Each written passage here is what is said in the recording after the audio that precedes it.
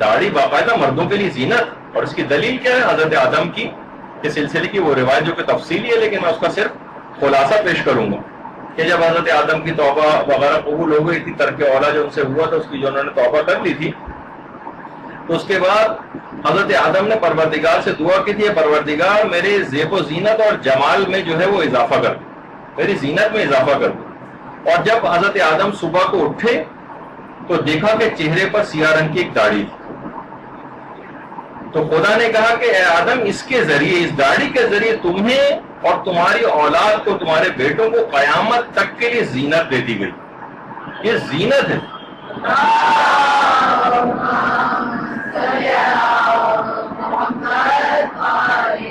یعنی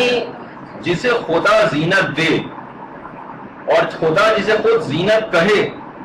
اور اس کو اپنی عطا جو ہے وہ قرار دے، اس کو آپ کاٹ کر پھینک دیں. یعنی ایسا ہی جیسے کوئی آپ کو اگر تحفہ لا کر دے اور اس کے سامنے ہی آپ اس کے تحفے کو توڑ مروڑ کر اٹھا کر پھینک دیں، کیسا محسوس ہوگا؟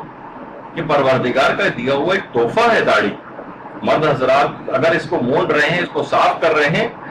اس کا مطلب ہے کہ پروردگار کے اس عطا کرم اور اس تحفے کو توڑ مروڑ کر پھینک رہے ہیں. اور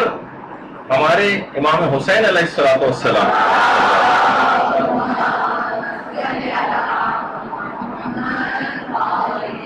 ایسا فخر کیا کرتے تھے اپنی داڑھی پر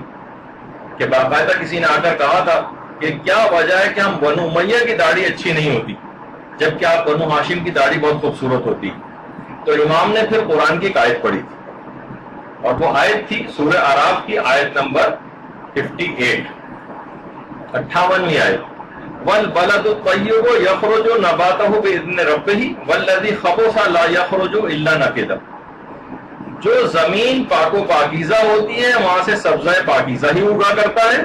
اور خبیث زمین سے ہمیشہ سبزہ خبیث ہی اگا کرتا ہے.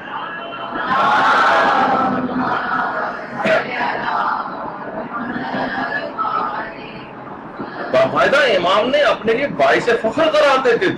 قرآن کی آیات اس سلسلے میں پڑھتے تھے، اور مومن جو ہے اس کے لیے باعث شرم ہو جائے اور وہ جو ہے تھوڑی سی اپنے خواہش نفسانی میں جو ہے اتنی اہم سنت رسول اور سنت ائمہ کو نظر انداز کرتے. تو دیکھیے قابل مبارکباد وہ شخص سمجھا گیا روایت میں جو اسلام میں بوڑھا ہوا ہو. سفید داڑھی کے متعلق کہا جاتا ہے کہ قابل مبارکباد ہے وہ شخص جو اسلام میں بوڑھا ہوا ہے. روایات میں ہے کہ سب سے پہلے جس نبی کی داڑھی سفید ہوئی، بلکہ اس دنیا میں جس کی داڑھی سفید ہوئی، وہ حضرت ابراہیم علیہ السلام. حضرت ابراہیم، ان کی داڑھی روایت میں ہے کہ سب سے پہلے سفید ہوئی. سفید داڑھی والا شخص ویسے بھی اس کی کریڈیبلٹی بڑھ جاتی، وہ معزز ہوتا ہے، لوگ اس کا احترام کرتے ہیں. کسی بھی جگہ اگر وہ جاتا ہے تو اس کا ایک خصوصی احترام کیا جاتا ہے. بہرحال ابھی تک اتنا معاشرہ خراب ہو جانے کے باوجود ایک بزرگ کے متعلق ملتا ہے نا کہ ایک دفعہ ایک عالم تھے، سفید داڑھی تھی، تو زیارت کے لیے جاتے تھے. روایتوں میں ہے زیارت کے لیے جب جاتے تھے ائمہ کے حرم میں تو فوراً ہی 5-10 منٹ کے اندر زیارت کر کے باہر آ جاتے تھے. لوگ کہتے تھے اتنی جلدی زیارت کر کے باہر نکل آئے، تو اپنی داڑھی پر ہاتھ پھیرتے ہوئے کہتے تھے کیا اس سفید داڑھی کے ساتھ امام کے سامنے ریاکاری کروں گا؟ یعنی جتنا میرا دل چاہ رہا ہے اس وقت اس سے زیادہ بتکلف نہیں رکوں گا. یہ بھی ہے اس کے آداب میں سے کہ فقط اتنی دیر آپ زیارت کے لیے حرم وغیرہ کے اندر رہیں کہ جتنی دیر آپ کا دل چاہے. اگر آپ زبردستی بیٹھے ہوئے ہیں، یعنی اندرونی طور پر کہ یہاں سے کراہیت ہو رہی ہے بیٹھنے میں، زبردستی بیٹھے ہوئے دل نہیں چاہ رہا ہے مثلا، لیکن پھر بھی وہاں پر بیٹھے ہوئے ہیں، تو ایک لحاظ سے امام کی اس کے اندر ایک احانت کا ایک ہلکا سا ایک شائبہ سا ایک اس کے اندر آنے لگتا ہے. تو بہتر ہے کہ آدمی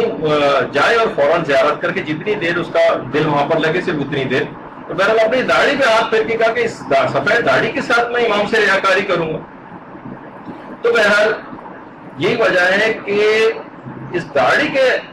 اتنا احترام ہے اسلام میں، اور دشمن ہمیشہ سے اس داڑھی کے خلاف، یعنی بعض اوقات جب حملے ہوا کرتے تھے اور دشمن جو ہے وہ قتل کر دیتے تھے مسلمانوں کو، تو ایک طریقہ کار یہ تھا، بلکہ اگر مسلمان نہیں بھی ہوتے تو اس زمانے میں طریقہ کار تھا کہ داڑھیوں کو مونتے تھے، داڑھیوں کو نوچ دیتے تھے، ان کو اکھاڑ دیتے تھے. یہ اس طرح کی ایذا رسانیاں جو کی جاتی. کہا جاتا ہے کہ جس وقت آیت اللہ سید محمد باقر الصدر جب شہید کر دیے گئے تھے، اور شہید ہونے کے بعد جب آقا باقر صدر کا لاشا آیا ہے تو ان کی داڑھی کے بالوں کو جلایا ہوا تھا، باقاعدہ جلایا ہوا تھا ان کے داڑھی کے بالوں، کیا نہ جانے اور کیا کیا اذیتیں شہید کو دی گئی ہوں گی۔ تو بہرحال یہ آیت اللہ باقر الصدر کی قبر مبارک ہے عراق میں۔ تو ہمیشہ سے یہ طریقہ کار تھا، اور اسی داڑھی کے متعلق کوئی روایتوں میں ملتا ہے کہ جب امیر المومنین علیہ الصلوۃ والسلام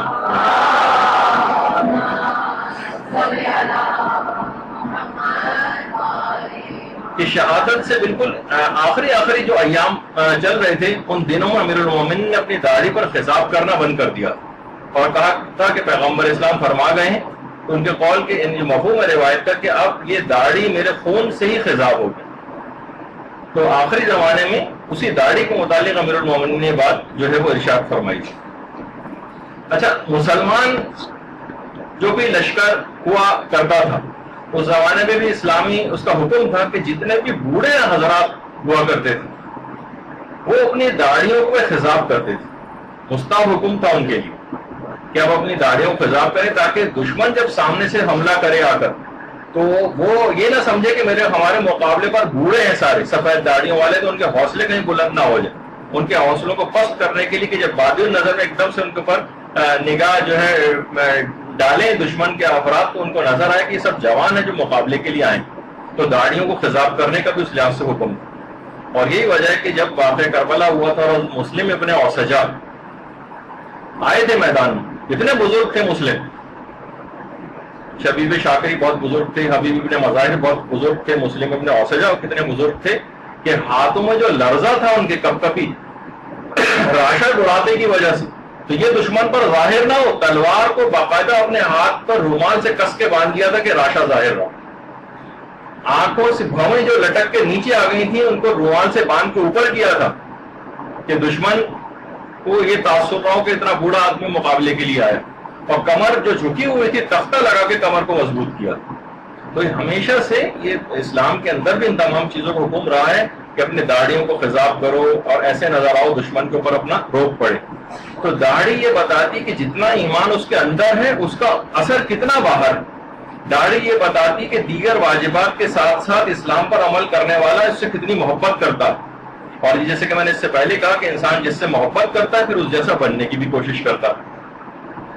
اب آپ خود بتائیے کہ رسول و ائمہ سے جو محبت کرنے والے ہیں تو ان کو ان جیسا بننے کی کوشش کرنی چاہیے۔ ان جیسا اگر یہ بننے کی کوشش کریں گے تو پھر جا کر یہ ہوگا کہ ہاں مکمل طور پر اسلام کے تمام احکام کے اوپر جو ہے وہ عمل پیرا۔ اچھا، اب وہاں تو یہ حال تھا، اور یہاں عام حالات میں بھی، یہاں پر عام حالات میں بھی لوگ داڑھی مونڈ رہے ہیں، بلکہ عین مرنے سے پہلے چہرہ ایسا بنا کر جا رہے ہیں کہ جو خدا اور اس کے رسول کو پسند نہیں۔ نام نہیں لوں گا، لیکن ایک بہت بڑی پاکستان کی شخصیت ایسی تھی کہ جس کو سزائے موت سے پہلے جو آخری وصیت انہوں نے کی تھی کہ شیو کا سامان لایا جائے، میں شیو کرنا چاہتا ہوں سزائے موت سے پہلے۔ تو دیکھیے، چلے میں پھر بھی یہ کہوں کہ جو شخص بھی گناہوں میں سراسر ڈوبا ہوا ہے وہ اگر داڑھی مونڈ رہا ہے تو چلے پھر بھی کچھ سمجھ میں بات آتی ہے کہ بھائی تم تو پہلے ہی سے تمام قسم کے گناہ کرتے ہی تھے، جب پہلے سے تم گناہ کر رہے تھے تھوڑے سے تم نے گناہ چلو اور کر لی، داڑھی مونڈنے کا گناہ بھی اس میں ہو گیا۔ مگر افسوس ہمیں ہوتا ہے ان نمازی، روزے دار، حج کرنے والے افراد اور دیندار مومنین پر کہ اتنے سارے نیک اعمال کرنے والے وہ اس گناہ کا الگ سے ارتکاب کر رہے ہو۔ دیکھیے، فاسق و فاجر اور بہت زیادہ بدکار افراد کی تو بات ایک طرف وہ کریں تو سمجھ میں آتی، لیکن تم تو دیندار ہو، تم تو خمس بھی نکالتے ہو، تم تو حج بھی کر چکے ہو، تم عمروں کے اوپر بھی جاتے ہو، تم جو ہے نمازیں بھی پابندی کے ساتھ پڑھ رہے ہو، روزے بھی رکھ رہے ہو، پھر اس گناہ کو مسلسل کرنے میں کیا مسئلہ ہے تمہارے ساتھ؟ تو دیکھیے، ایسے ہی ہے جیسے کوئی دودھ دینے کے بعد مہنگیاں کر دے، یعنی بہت تم نے اچھا کام کیا، ایک بہت نفع بخش ایک چیز مہیا کی اپنے اعمال کے اندر، یہ سارے تم نے نیک اعمال کی، لیکن کیا ہے کہ اس کو مہنگیاں ڈال کے مثلا گندا کر دیا۔ تو یہ تمام چیزیں ایسی ہیں کہ ایسے افراد کو بھی نکیر کرنا بہت ضروری، ان کو بھی روکنا بہت ضروری کہ تم تو دیندار ہو، تمہیں ایسا نہیں کرنا چاہیے۔ اچھا دیکھیے، بہت سارے گناہ ایسے ہیں کہ جو انسان ہر وقت نہیں کر سکتا، مثلا کوئی شرابی ہے، کتنی دیر شراب پیے گا؟ اس کے بعد جب وہ نہیں پیے گا تو شراب پینے کا گناہ نہیں ملے گا، جب تک پی رہا فقط جب تک شراب کا گناہ ملے گا۔ قتل جس وقت اس نے کیا، ہر وقت تو ہر سیکنڈ تو قتل کا گناہ نہیں ملے گا، وہ خود ہی ایک اتنا عظیم گناہ ہے ایک دفعہ کا قتل ہی، کہ 500 دفعہ عالم آخرت میں اس کو قتل کیا جائے گا۔ بہت سی روایات میں یہ قتل کے بدلے خالی، وہ ایک الگ ہے جس پر ہماری فی الحال گفتگو نہیں ہو رہی ہے۔ اسی طرح سے اگر کوئی مثلا حرام فلم دیکھ رہا ہے تو بس 2 گھنٹے یا 3 گھنٹے کی جو بھی فلم ہے اتنی دیر کا اس کو گناہ ملے گا، باقی عمومی زندگی میں تو گناہ نہیں ملے گا۔ مگر داڑھی مونڈے ہونے کا ہر وقت گناہ ملتا رہے گا۔ تم نے داڑھی مونڈ لی نا، ہر وقت تم پر واجب تھا کہ وہ تمہاری داڑھی رہتی، تم نے جو چہرے کو صاف کر لیا ہے تو ہر لمحے ایک نیا گناہ لکھا جاتا رہا۔ اچھا دیکھیے، بہت سارے گناہ ایسے ہیں کہ جو ہم حالت عبادت میں نہیں کر رہے ہوتے۔ مثلا جس وقت اگر کوئی شخص نماز پڑھ رہا ہوتا ہے، کہیں آپ نے دیکھا ہے کہ وہ شخص جو ہے وہ دوران نماز مثلا غیبت نہیں کر رہا ہوتا، دوران نماز جھوٹ نہیں بول رہا ہوتا۔ بہت سے اعمال ایسے ہیں جو حالت روزہ میں انسان نہیں کر رہا ہوتا۔ لیکن یہ گناہ جو داڑھی مونڈنے کا، یہ وہ گناہ ہے جو عین حالت عبادت میں انسان کر رہا ہوتا ہے۔ مثلا اگر کوئی شخص نماز پڑھ رہا ہے اور داڑھی مونڈا ہے، وہ عین حالت اطاعت اور عبادت کے اندر یہ گناہ کر رہا ہے، عین حالت عبادت میں۔ یعنی سب وہ نماز پڑھ رہا ہے، داڑھی مونڈا ہوا ہے، کوئی عذر شرعی بھی اس کے پاس نہیں ہے کہ اس نے داڑھی کو مونڈا ہے، اور وہ اس قسم کی کوئی بات کر رہا ہے اور داڑھی کو مونڈ رہا ہے، عین حالت عبادت میں اس کو گناہ ملے گا۔ کوئی روزے دار ہے، خریداری کر رہا ہے، افطاریاں خریدتا پھر رہا ہے، مثلا حالت عبادت میں ہے، مسلسل حالت عبادت میں رہتا ہے روزے دار۔ اب اگر اس نے داڑھی مونڈی ہوئی ہے اور اسی کے اندر تمام عبادات کو انجام، روزے جیسی عبادت کو بھی انجام دے رہا، تو مسلسل اس عبادت کے درمیان یہ گناہ کرتا چلا جا رہا، مسلسل یہ گناہ کر رہا۔ اسی طریقے سے حج کرنے جا رہا ہے اور چہرے کے اوپر داڑھی نہیں ہے، عین حالت عبادت میں، خانہ کعبہ میں، مسجد الحرام میں، طواف کی حالت میں، احرام پہنے ہوئے یہ گناہ کر رہا۔ خود سوچیے کہ بہت سارے گناہ ایسے ہیں جو ہم نہیں کرتے ہیں حالت عبادت میں، لیکن داڑھی مونڈنے کا گناہ ایسا ہے کہ جو مرد حضرات حالت عبادت کے اندر اور حالت اطاعت میں بھی کر رہے ہوتے ہیں۔ اسی طریقے سے مثلا خاتون کا تو نہیں کہہ رہا کہ میں، لیکن جو مرد حضرات جو بغیر داڑھی والے ہوتے ہیں اور وہ رمی جواہرات کے لیے جاتے ہیں کنکر مارنے شیطان کو، تو شیطان بھی کنکر کھا کے، کنکر تو مار رہا ہے لیکن ہنس رہا ہوتا ہے کہ تم تو تمام سیرت پہ میری عمل کر رہے ہو، میں نے تم کو سکھایا کہ داڑھی، یعنی داڑھی مونڈے حضرات جب شیطان کو کنکر مارتے ہیں تو واقعتاً شیطان ہنستا ہوگا ان کو۔ تو عین حالت عبادت کے اندر شیطان ہی کو کنکر مار رہے ہیں، لیکن شیطان کا مدعا اور مقصد بھی ساتھ ساتھ پورا ہو رہا ہوتا ہے۔ اور کتنے ہم دیکھتے ہیں، خالی یہ نہیں، مصر کے اندر تو بہت کامن یہ چیز ہے کہ وہاں کے بڑے بڑے پیش امام حضرات تک بھی جو ہیں، ان کی تو چلیں پھر بھی ہلکی پھلکی داڑھی نظر آ رہی ہے، ورنہ مصر میں بہت بڑی تعداد ایسے پیش اماموں کی ہے کہ جو داڑھی مونڈے ہوئے ہیں۔ اور بہت سے تو یہاں تک اخبارات کے اندر یہ چیز آئی کہ وہ نماز پڑھائی، اپنے حجرے میں گئے اور وہ جو ابا وغیرہ ہوتی اتار کے الگ رکھی، وہاں پہ شراب کی بوتل رکھی ہوتی، شراب پی، اور وہاں سے پھر نماز پڑھا کر اور شراب پی کے وہاں سے اپنے اپنے گھروں کو چلے گئے۔ تو بعض اوقات اس طرح کے افراد کی بھی مثالیں لوگ لے کر آتے ہیں، تو ان کو ایسے افراد کی مثالیں لانے سے کوئی داڑھی مونڈنے کا جواز پیدا نہیں ہوتا۔ اچھا اب دیکھیے کتنے ہیں ہمارے علماء ایسے گزرے، علامہ ذیشان در جوادی مر، 2 علماء ایسے ہیں کہ جنہوں نے واقعاتاً، ویسے تو جو بھی اچھا عالم ہے وہ ضرور ان موضوعات پر گفتگو کرتا ہے، لیکن 2 افراد ایسے ہیں، ذیشان در جوادی، جس میں خاص طور پر جن کا ابھی ذکر کریں گے، یعنی جس گھر میں بھی ذیشان در جوادی ٹھہرتے تھے وہاں ان کا ٹاسک یہ ہوتا تھا اس گھر میں کم سے کم جو مرد حضرات ہیں جو بے داڑھی والے ان کو داڑھی ضرور رکھوا کے جاتے تھے۔ یعنی ایسا نہیں گھر میں آئے ہیں، اچھا نہیں لگے گا، ان کو امر بالمعروف کریں گے، انہی کے گھر رہ رہے ہیں، کھانا کھا رہے ہیں، دیگر جو ہے وہی ان کے لیے خدمات ساری انجام دے رہے ہیں، اور انہیں کو عام طور پہ ہوتا ہے نا آدمی شرما حضوری میں آ جاتا ہے، نہیں، شرما حضوری میں نہیں آتے تھے، اور گھر کے ان تمام افراد کو جو بغیر داڑھی کے ہوتے تھے داڑھی رکھوا کر جاتے تھے باقاعدہ۔ یعنی ذیشان در جوادی کا وہ تھا۔ بہت سے لوگ آتے تھے، ارے مولانا آپ کو یاد ہے کہ میں ایک دفعہ آپ کے ساتھ 3 سال پہلے حج پہ تھا؟ مولانا کہتے جی جی ہاں یاد ہے مجھے، لیکن اس وقت تو آپ کے چہرے پر داڑھی تھی، آج داڑھی کہاں چلی گئی؟ کیوں نہیں ہے داڑھی آپ کے چہرے پر؟ جی جی بس غلطی ہو گئی، انشاءاللہ آپ سے رکھوں گا، اس کو بھی رکھوا کر جاتے تھے۔ یعنی اس طرح سے ایک باقاعدہ ایک ٹاسک ایک اپنا ایک بنایا ہوا تھا۔ تو اور اس کے بعد ہم دیکھتے ہیں کہ مولانا صادق حسن صاحب قبلہ، خدا ان کو صحتیابی اور ان کی توفیقات میں جو ہے اضافہ کرے، ابھی بھی حج کاروان لے کر جو ہے وہ غالباً جو ہے وہ 32واں 33واں حج جو ہے ماشاءاللہ سے کرنے کے لیے گئے ہوئے ہیں. تو اتنی خدمات دینی، اور اس پہ خاص طور پر داڑھی اور پردہ، یہ تو ان دو چیزوں کا کوئی شاید ہی تقریر ایسی جس میں اس کا تذکرہ نہ آتا ہو. یعنی واقعتاً بہت زیادہ ان دو دینی احکام کی جو حد سے زیادہ تبلیغ کی دیگر احکامات کے ساتھ ساتھ. تو خود مولانا فرماتے ہیں، مولانا صادق حسن صاحب قبلہ کہتے ہیں بعض اوقات یہ ہوتا ہے، ویسے تو ظاہر ہے کہ اتنا لوگوں کا ایکسپیرینس ان کو ہو چکا ہوتا ہے، لیکن کہہ رہے ہیں بعض اوقات لوگ ہمیں بھی غچہ دے جاتے ہیں. مثلا کسی کے گھر گئے، مجلس پڑھنے کے لیے بلایا انہوں نے، اب انہیں پتا ہے کہ مولانا جو ہیں یہ داڑھی کا مسئلہ تو ضرور نکال کے لائیں گے، اور خود جو میزبان ہے، جو صاحب کھانا ہے، جس کے یہاں مجلس ہو رہی، اس کی اپنی داڑھی نہیں، لوگوں کے سامنے بڑی بےعزتی ہوگی اگر داڑھی کا نکل آیا. تو کہہ رہے ہیں لوگوں نے ہمیں چکر یہ دیا، ایک صاحب نے یہ کہا کہ مولانا دیکھیں ہمارے خاندان میں خمس دینے کا رواج نہیں، آپ ایسا کیجیے خمس کے اوپر آج جو ہے وہ مجلس پڑھیں. مولانا نے کہا ٹھیک ہے، خمس پہ پڑھ دیتا ہوں. یعنی ان کو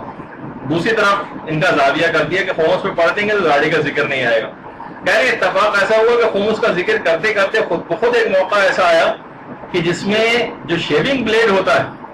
اس کا بھی، کہ اگر کوئی چیز حرام کام میں استعمال ہو رہی ہو، کوئی پیسہ، تو وہ بھی اسلام کہتا ہے کہ یہ بچت ہے اور اس کا بھی خمس دینا پڑے گا. کہہ رہے ہیں وہاں پہ بھی شیونگ بلیڈ کا تذکرہ نکل آیا اور اس طرح خمس کی بھی داڑھی نکل آئی. تو کہہ رہے ہیں وہاں پر بھی بہرحال انہوں نے تو اپنے تئیں بہت کوشش کی کہ میں اس موضوع کے اوپر نہ پڑھوں، لیکن کیا ہوا کہ بہرحال ایسا موقع نکل ہی آیا کہ اس کے اندر بھی داڑھی خمس کے اندر بھی نکل ہی آئی. اور بعد میں انہوں نے بڑا افسوس کیا کہ مولانا جو ہے بہرحال اس طرف آئی گئے. تو دیکھیے بہت سی بیویاں اس طرح سے ہوتی ہیں جو اپنے شوہروں کو نہیں رکھنے دیتی. اور قرآن کے دیکھیے آیات بھی، ان الذین یحبون ان تشیع الفاحشہ فی الذین آمنوا لہم عذاب علیم فی الدنیا والآخرہ. یعنی جو شخص بھی اس بات کو پسند کرتا ہے کہ گناہ عوام میں بڑھیں، گناہ لوگوں کے اندر پھیلیں،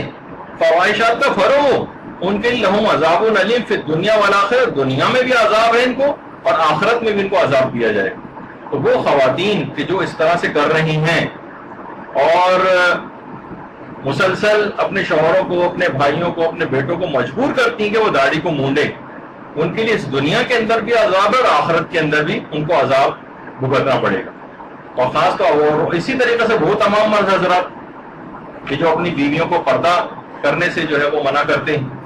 اور ان کو روکتے ہیں کہ ہر صورت میں تم کو یہ اتارنا پڑے گا. آج کل کے دور میں اس قسم کے افراد موجود ہیں معاشرے کے اندر. تو یہ بات یاد رکھ لیجئے. بہرحال علماء کا ایک جملہ ہے کہ کسی بھی عورت کا بے پردہ باہر نکلنا یا اس کو بے پردگی پر مجبور کرنا یہ خیام حسینی پر تیر چلانے سے کسی طور پر بھی کم نہیں. جو دشمن نے خیام حسینی پہ تیر چلائے تھے اس کا مقصد یہ تھا کہ عورتیں بدحواسی میں بے پردہ خیموں سے باہر آ جائیں. وہ ایسا ہی ہے جو بھی شخص بے پردگی خواتین میں لانا چاہتا ہے، ان کو پردے سے روکنا چاہ رہا ہے، ایسے ہی جیسے خیام حسینی پر تیر چلا رہا ہے. اس کو معمولی چیز نہ سمجھا جائے کہ ٹھیک ہے آج کل کون ان چھوٹی چھوٹی چیزوں کی پرواہ کرتا ہے، یہ بہت بڑا مسئلہ. تو بہرحال دیکھیے پیغمبر اسلام نے جس طریقے سے باطن کی درستگی کا اہتمام فرمایا ہے اسی طریقے سے ظاہر کی درستگی کا اہتمام بھی فرمایا. لباس کیسا ہونا چاہیے، انسان کی وضاحت کیسی ہونی چاہیے، شکل و صورت کیسی ہونی چاہیے. جب بھی منع کیا گیا کہ کافروں کے ساتھ جو ہے شباہت اختیار نہ کرو کافروں سے. اور پیغمبر اسلام نے خود بھی رکھی، لوگوں کو بھی حکم دیا، ائمہ نے خود بھی رکھی، داڑھی رکھنے کا دوسروں کو بھی حکم دیا. لیکن آج کل جو لوگ آج کل کٹ حجتی کے اوپر اتر آتے ہیں، ایسے افراد کے جو کہ اس کے خلاف دلائل لے کر آتے ہیں کہ نہیں بھائی داڑھی رکھنا ضروری نہیں، ایسے افراد کو توبہ کی توفیق ملنے میں مشکل ہو جاتی ہے. دیکھیے اگر آدمی کوئی گناہ کر رہا ہو لیکن توجیحات تلاش نہ کرے، گزرے گناہ بدتر از گناہ، توجیحات تلاش نہ کرے، ٹھیک ہے کہہ کہ ہاں گناہ کر رہا ہوں کیا ہے بس، تو اس کو پھر بھی امکان ہے کہ کبھی نہ کبھی توفیق توبہ اس کو نصیب ہو جائے گی. لیکن جو اس کے برخلاف ڈٹ گئے آ کر، جو مورچہ بنا کے کام کر رہا ہے اور جو کہ اس کے خلاف کام کر رہا ہے، دلائل ڈھونڈ کے لانے کی کوشش کر رہا ہے کہ کسی طریقے سے میں اس سے پہلو تہی کر جاؤں ایسے اشخاص کو تو پھر توبہ کی توفیق بھی نہیں ملتی، اور یہ اگر مریں گے بھی تو اسی گناہ کو کرتے ہوئے مریں گے۔